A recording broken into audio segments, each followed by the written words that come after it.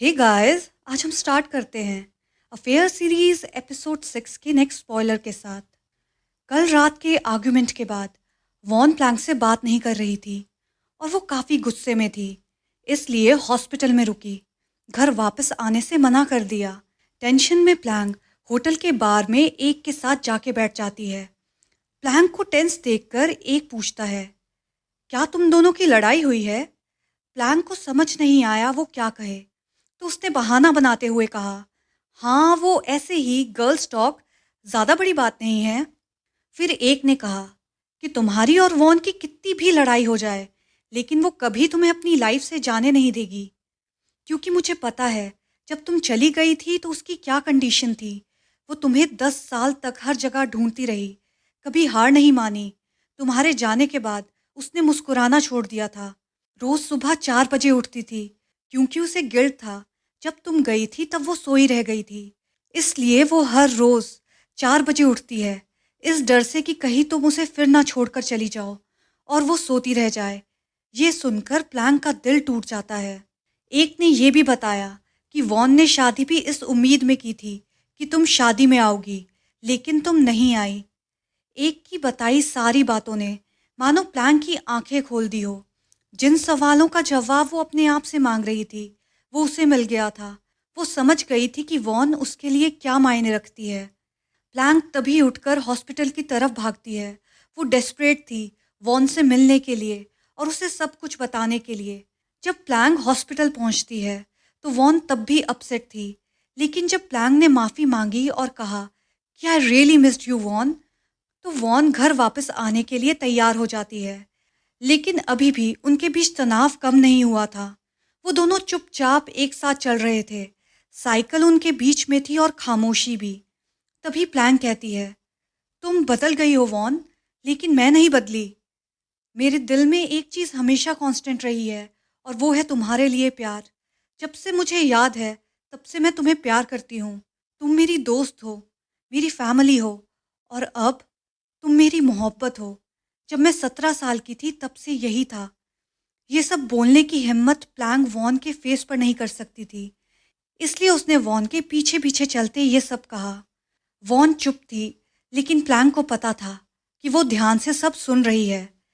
जब भी हम साथ में नहाया करते थे तो मैं ही जानती हूँ कि मैं कैसे खुद को कंट्रोल किया करती थी। ये सुनकर अचानक वॉन मुड़ी और प्लैंक की तरफ देखा, लेकिन प्लैंक अभी भी बोलना कंटिन्यू रखती है। मुझे तुम्हारे बालों की खुशबू पसंद है, तुम्हारे टच का एहसास। आज से नहीं बल्कि बचपन से। पर मुझे तब लगता था कि मैं बुरी इंसान हूँ जो अपने दोस्त के लिए ऐसा सोच रही हूँ। मैंने सोचा ये सिर्फ हॉर्मोन्स की वजह से है, सभी टीनेजर्स ऐसा फील करते हैं। मैंने मैगजीन में भी पढ़ा था। लेकिन फिर एहसास हुआ कि ये फीलिंग्स तो सिर्फ तुम्हारे लिए आती हैं, किसी और के लिए नहीं।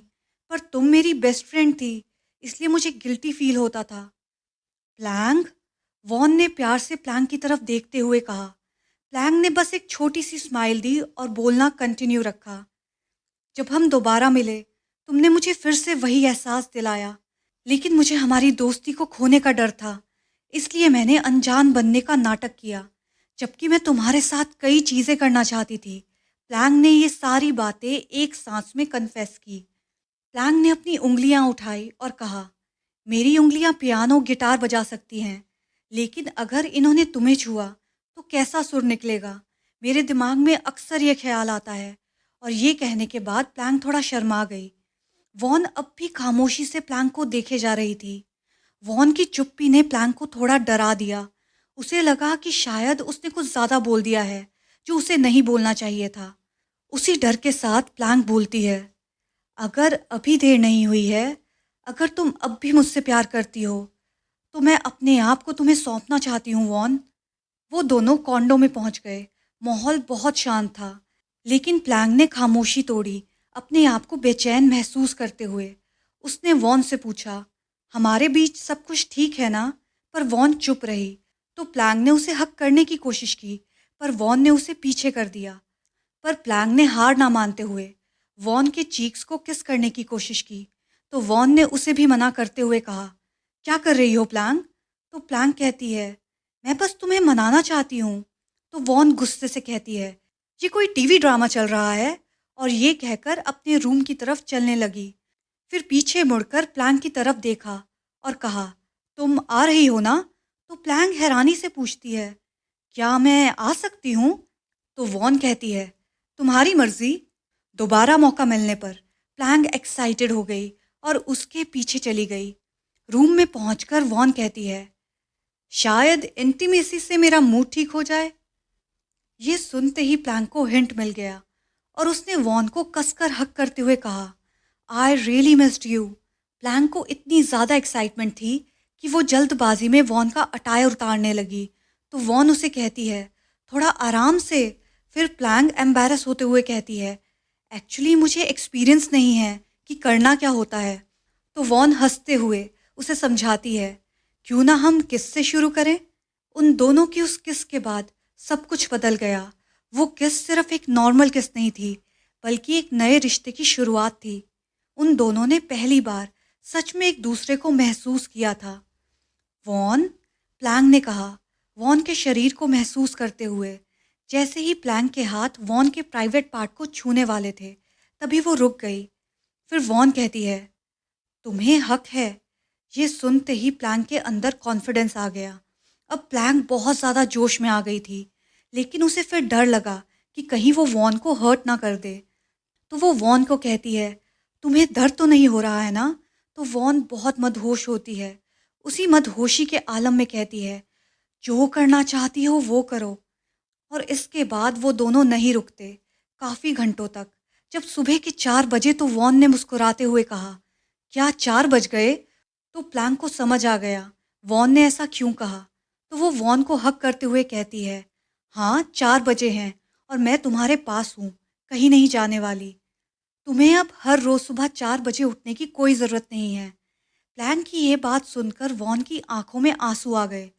प्लैंक ने वॉन को हक किया और कहा, हम हर सुबह 4 बजे अब हमेशा साथ होंगे। और फिर वो दोनों एक दूसरे को फिर से एक्सप्लोर करने लग गए। सुबह के 6 बज गए। उन दोनों की इंटीमेसी अभी तक चली हुई थी। वॉन और प्लैंक बेड पर एक दूसरे को देखते हुए लेटे थे। पिछले 6 घंटे जैसे रेगिस्तान में पानी ढूंढने वाले दो लोग, वो दोनों अब तक थक चुके थे। My plank, my won, my साडापिना। किसी ने मुझे स्कूल के बाद से सदा पीना नहीं कहा, प्लैंक कहती है और फिर वॉन को छेड़ने लग जाती है। रात भर तुम मेरा नाम ले रही थी, तुम्हें पता है? तो वॉन मुस्कुराकर जवाब देती है, मैं नाम लेकर ये यकीन करने की कोशिश कर रही थी कि ये मेरा सपना नहीं है। वॉन के हॉस्पिटल जाने का टाइम भी हो गया था। हालांकि वो प्लैंक को छोड़कर जाने के मूड में बिल्कुल भी नहीं थी, फिर भी किसी तरह हिम्मत करके रेडी हो जाती है और ये देखकर सरप्राइज होती है कि प्लैंक ने उसके लिए कॉफ़ी बनाकर रखी है। तो वॉन उसे छेड़ते हुए कहती है, क्या बात, कल रात के बाद से तो तुम काफ़ी स्वीट हो गई हो। तो प्लैंक कहती है, मैं अपनी गर्लफ्रेंड के लिए हमेशा स्वीट रहूंगी। गर्लफ्रेंड वर्ड सुनकर वॉन बहुत खुश हो जाती है और वो प्लैंक से कहती है, सच कहो, क्या हम गर्लफ्रेंड्स हैं? क्या हम सच में कपल हैं? तो प्लैंक वॉन को अपनी गोद में बिठाते हुए कहती है, हाँ हम सच में कपल हैं। ये सुनकर वॉन की आंखों में खुशी के आंसू आ जाते हैं और सब कुछ उसे एक सपने जैसा लगता है। इस स्पॉइलर के लिए अभी इतना ही गाइस, और बहुत जल्द हम मिलेंगे नेक्स्ट स्पॉयलर्स के साथ। अगर आपको ये वीडियो पसंद आई तो please like share and subscribe to my channel. Thank you.